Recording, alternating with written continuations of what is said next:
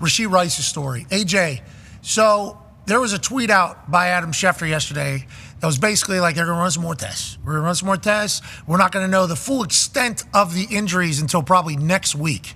After further testing of Rashee Rice's knee today, there remains uncertainty over the extent of his injury, per sources.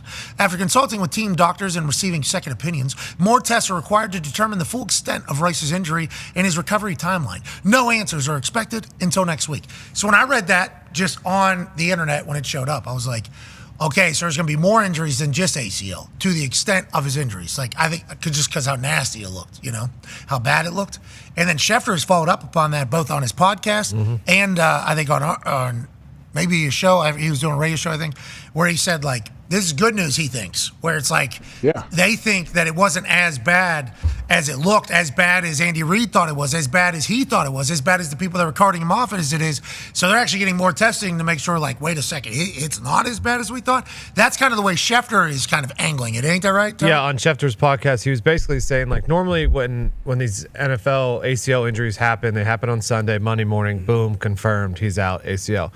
Now, in this situation where it wasn't confirmed on Monday, now Tuesday or whatever, and he's getting many, many more opinions, he doesn't think it's cut and dry like, hey, he's got a torn ACL or whatever. This is a good news. They're looking to see if it's something that he can possibly return from this season. Definitely hurt. Yes, definitely hurt. Definitely hurt. Pain, obviously, they ruled him out this week, and they'll get the test back. Yeah. But the conversation is like, he might be able to return. He might be able to return this year is what the hope is, I guess, from these tests, AJ. I took that from Schefty's initial tweet.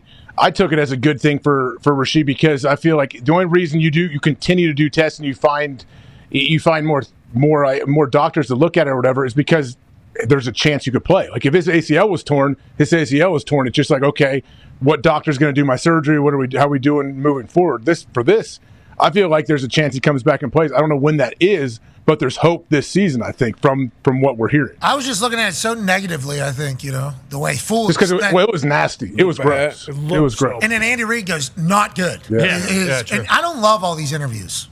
I'm going to say it. The pregame, I agree. Little overexposure. As somebody that is, in the content world and we like access and hard not everything like that I do, forcing these dudes who are playing and coaching, that looks bad. It's a hyperextension of a knee as well as like a full pivot and on turf. It's not good.